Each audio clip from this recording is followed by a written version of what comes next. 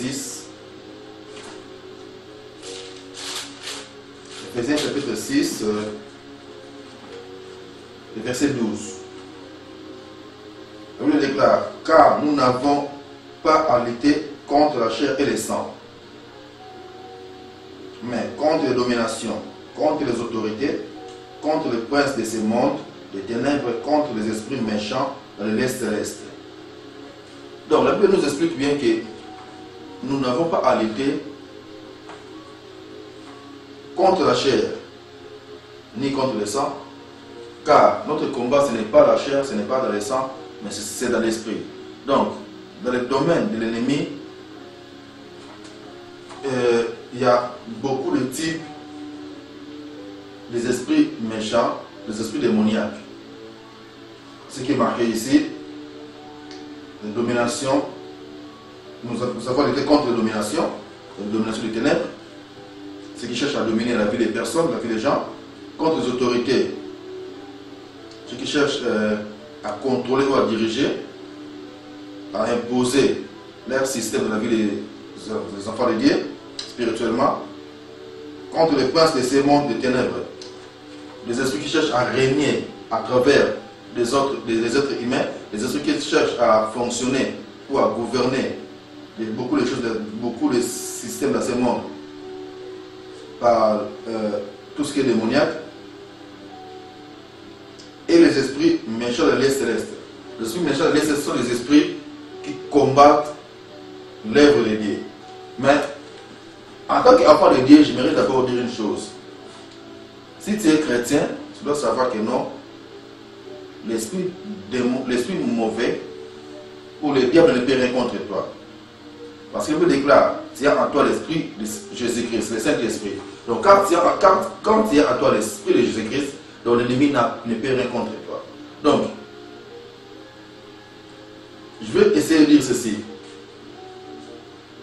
Que l'ennemi, ou le diable, ou le démon, si on peut dire, quand il vient de la vie d'une personne, quand il possède une personne, cette personne-là, soit il ne marche pas encore avec le Seigneur Jésus-Christ. Ou si la personne en question se dit qu'il est chrétien et qu'il est possédé des esprits démoniaques, ou son corps est habité des esprits démoniaques, c'est que la personne n'est pas encore réellement engagée dans la vie chrétienne selon la Bible. Parce qu'aujourd'hui, dans les assemblées, dans les bâtiments qu'on va se rassembler pour adorer Christ, qu'on appelle les églises, il y a beaucoup de types de chrétiens. Donc nous devons commencer par savoir que non, quand on parle du mot chrétien dans la Bible, on voit quelqu'un qui est comme Christ. Donc étant chrétien, tu dois être comme Christ. Donc, quand Jésus-Christ dit que non, je vous appelle mes frères. Donc quand on nous appelle frères en Christ ou sœurs en Christ, ça veut dire que non, tu es devenu le frère de Jésus-Christ. Donc tu es identique à Christ. Donc tu es comme Jésus. Donc si l'ennemi ne pouvait rien contre Christ, si le diable ne pouvait rien contre Jésus-Christ, donc il faut savoir ce que le diable ne peut rien aussi contre toi.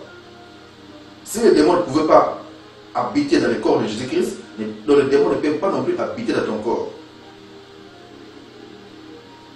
Mais aujourd'hui, quand on voit que nous, il y a la délivrance dans la vie des gens qui viennent de l'église, qu'on appelle aussi les chrétiens, c'est parce que tous ces gens-là, ou la plupart de ces gens-là, bien que ce soit des chrétiens, mais ils sont plus dans la distraction. Ils sont plus attachés dans les choses de ce monde. Leurs regards sont fixés, leurs yeux sont fixés plus dans les choses de ce monde, dans les systèmes de ce monde. C'est pour ça qu'ils donnent l'accès à l'ennemi pour posséder leur corps. Mais quand tu es un chrétien, que tu me suis maintenant, l'ennemi peut oppresser ta vie. Il peut venir t'attaquer. Nous on appelle ça les attaques. Donc il peut attaquer ta vie, mais il ne peut pas prendre le contrôle de ton corps. Il peut attaquer ta vie. Donc tu peux peut-être faire quelque chose qui ne glorifie pas Jésus-Christ. Donc ça on appelle les attaques. Donc tu peux peut-être agir d'une manière insensée, donc d'une manière charnelle. Ça on appelle des attaques. Mais le diable ne peut jamais posséder ton corps. Je vais essayer de lire quelques versets qui vont nous aider.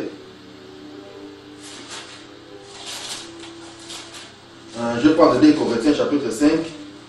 verset 17, la Bible déclare, si quelqu'un est en Christ, il est une nouvelle créature. Si quelqu'un est en Christ, il est une nouvelle créature. Les choses anciennes sont passées.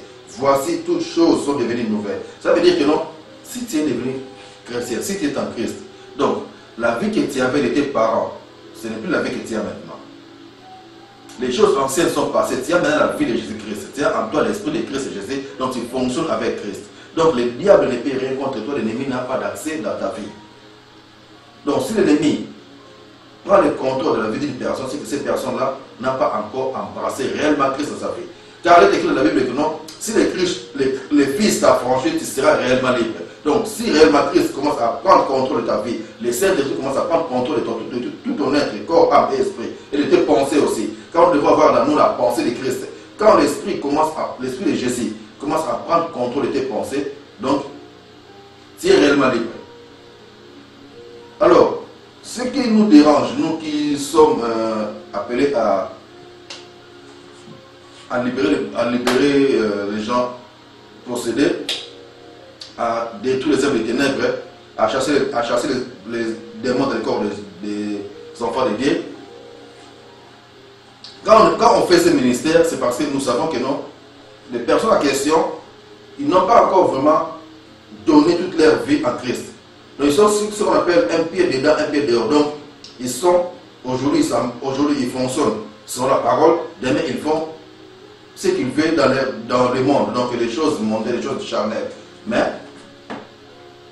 quand on chasse les démons dans le corps d'une personne, on enseigne aussi à la personne de pouvoir fonctionner comme bien élevé, de pouvoir fonctionner de la manière dont la parole exige, la manière dont la parole veut qu'un enfant de Dieu ou un chrétien puisse fonctionner. Donc pour maintenir ta délivrance, pour fonctionner toujours de la victoire et à rester toujours libre. Je vais voir quelques versets aussi qui vont nous aider. Dans Luc chapitre 9,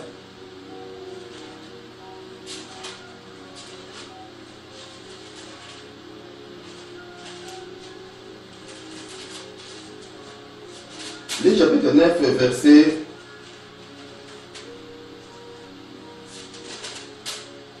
1er. La Bible déclare, Jésus ayant assemblé les 12, leur donna force et pouvoir sur tous les démons. Donc cela veut dire quoi? Christ avait donné la force et le pouvoir sur tous les démons. Il nous a donné cette force, ce pouvoir-là, sur tous les démons. Et il a dit aussi toujours dans le livre de Luc, chapitre 10, verset 19, non, il nous a donné le pouvoir de marcher sur les scorpions, de détruire toutes les puissances de l'ennemi. Donc je vais le lire pour que nous puissions bien les comprendre. Voici, je vous ai donné le pouvoir de marcher sur les serpents et les scorpions, et sur toute la puissance de l'ennemi, et rien ne pourra vous nuire. Donc, comme tu es là, mon frère, ma soeur, tu as en toi l'esprit de Jésus-Christ. Tu dois savoir que non, tu as cette puissance-là, tu as ce pouvoir-là. Dieu a donné ça à toute personne, car il a dit que non, à toute personne qui croit en sa parole, toute personne qui croit au nom de Jésus-Christ de Nazareth, Dieu t'a donné le pouvoir de chasser les démons, de détruire tous les œuvres des ténèbres et que rien ne pourra te nuire. Alors maintenant, les systèmes qui se passent aujourd'hui dans beaucoup des assemblées, dans ces mondes, surtout dans les pays latino-américains, là-bas, en Amérique latine ou en Afrique, il y a des hommes et des femmes de serviteurs aujourd'hui qui enseignent la délivrance, qui enseignent les combats spirituels, qui enseignent comment chasser les démons, comment vivre pour ne pas être attaqué par l'ennemi, c'est bien. Mais leurs enseignements, surtout les latinos que j'ai vraiment beaucoup observé, leurs enseignements est plus basé, c'est comme la répétition. Donc ils ne montrent pas aux chrétiens que les gens sont réellement libres. Ils vous mettent dans l'aveuglement, c'est comme si que non, un chrétien tu es toujours possédé, tu dois chercher la délivrance, Non, un chrétien ne cherche pas la délivrance. Si tu as Jésus-Christ, tu es automatiquement délivré. Car la Bible déclare dans Romains chapitre 8, verset 1, il n'y a pas de condamnation pour une personne qui est en Christ. Donc si tu es en Christ, tu dois savoir qu'il n'y a pas de condamnation dans ta vie, donc tu es réellement libre. Donc, si il il y a quelque chose qui ne fonctionne pas dans ta vie, si tu vois qu'il y a des choses qui ne marchent pas, c'est à toi de les faire marcher, c'est à toi de les faire fonctionner. À partir de la parole, car Christ a mis sa parole dans ta bouche. Donc, et que ta parole a une puissance, car le péché n'a aucun pouvoir dans ta vie. Christ a vaincu déjà le monde, Christ t'a donné le pouvoir de détruire les œuvres des ténèbres et de marcher dans sa gloire. Le diable ne peut rien contre toi. Donc nous devons veiller, et que toi, enfant de Dieu, tu dois veiller à ce genre d'enseignement qu'on vous rappelle tous les jours que non, de chercher la délivrance, comme si tu es chrétien, mais tu n'es pas délivré. Non, un enfant de Dieu est réellement libre. Si tu as en toi l'esprit de Jésus-Christ, tu es réellement libre. Donc si tu n'es pas libre, c'est que tu n'as pas encore Christ Jésus. Ça, il faut le savoir. Donc si le démon te pose d'accord, si tu n'as pas encore l'esprit de Jésus-Christ. Car là où il y a l'esprit de Jésus-Christ, c'est ce qu'on appelle le Saint-Esprit. Crois-moi, le diable ne peut pas habiter encore dans cet temple-là. Car quand tu t'attaches avec Jésus-Christ, tu es avec lui un seul esprit. Donc, maintenant c'est l'esprit de Dieu qui commence à contrôler ton corps. Mais le problème c'est quoi? Chez nous ou chez d'autres serviteurs. Donc, je vais essayer de lire aussi quelques versets qui vont nous aider. Dans Marc, chapitre 9.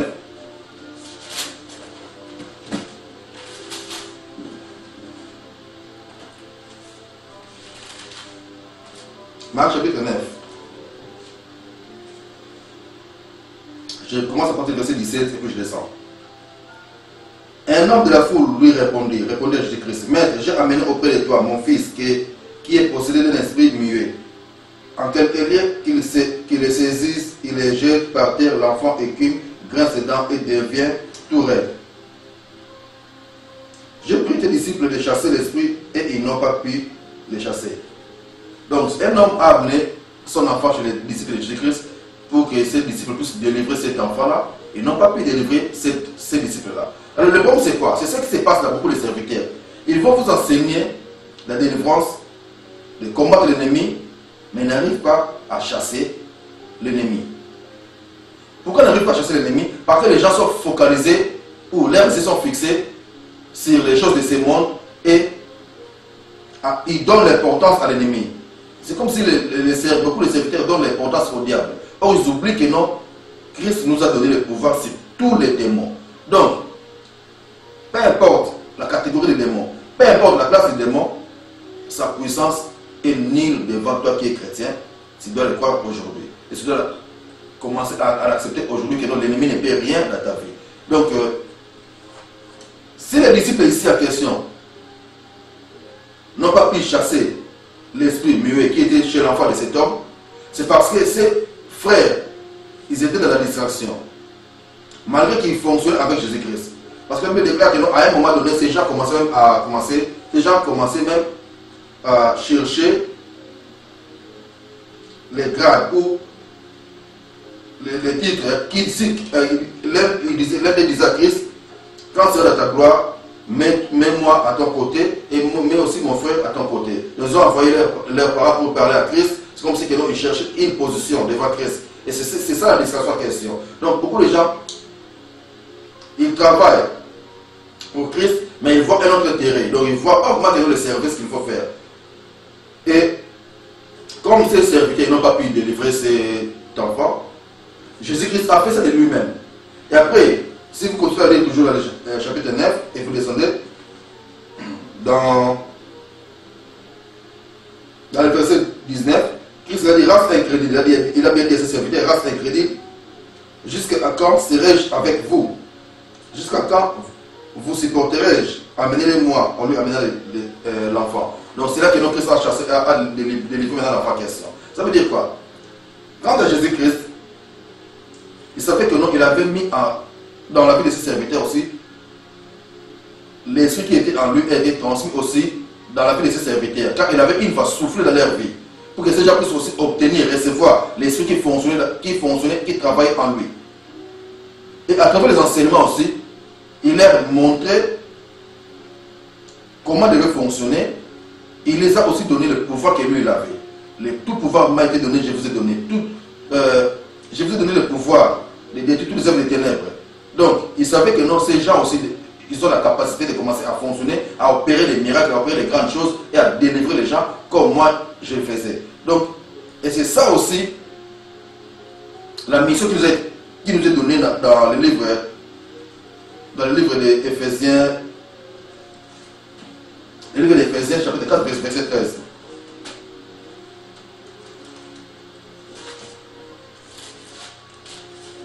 Éphésiens 4, 13 dit que non, jusqu'à ce que nous soyons tous parvenus à l'unité de la foi et que la connaissance du Fils de Dieu et de la connaissance du Fils de Dieu à l'état d'homme fait à la mesure de la stature parfaite de Christ. Donc ça veut dire quoi?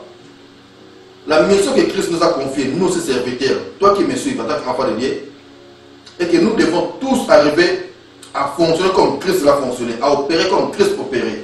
Donc, ce n'est pas que non, il y a quelques personnes qui chassent les démons, ou il y a des autres qui n'arrivent pas à chasser. Non, c'est juste la distraction.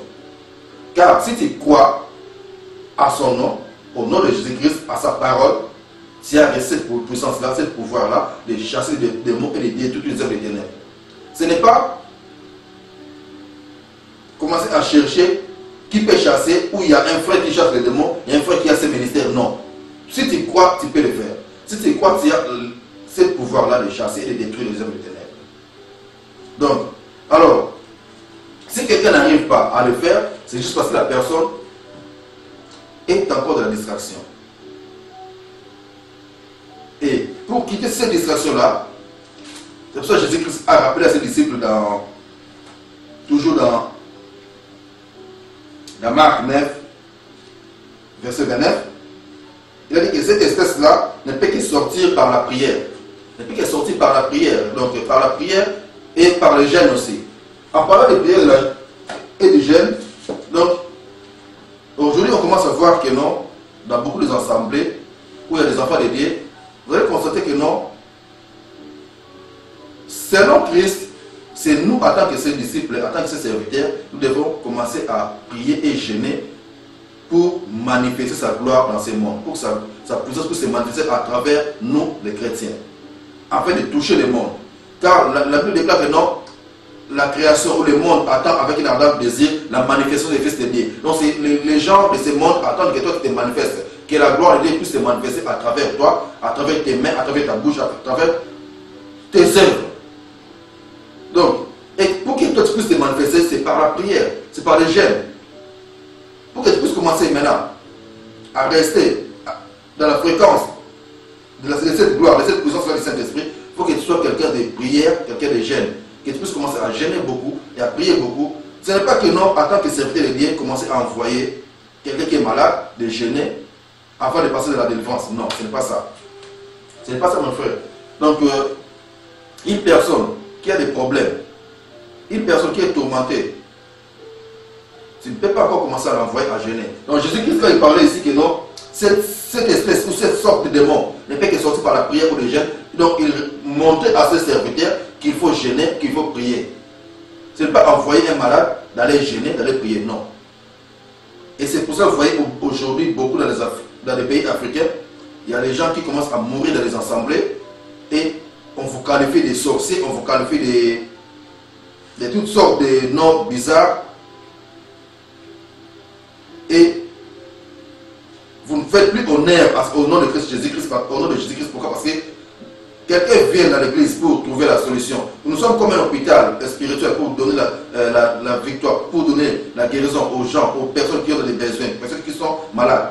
Mais quelqu'un maintenant qui vient chez toi, serviteur de Dieu, et que cette personne-là, au lieu de trouver la guérison, au lieu de trouver la vie, il meurt. Donc ce n'est pas normal, ce n'est pas bien. Donc nous devons savoir que non, c'est à nous les serviteurs, c'est à nous les enfants de Dieu, les chrétiens, de commencer à jeûner pour manifester la gloire de Dieu dans ce monde, pour attirer les hommes qui sont d'accord, pour attirer les hommes et les femmes qui sont d'accord dans le monde, qui sont d'accord dans les choses de ce monde, de venir nous joindre dans ce corps qu'on appelle l'Église, que ces gens puissent aussi devenir des serviteurs et des servantes de Jésus-Christ.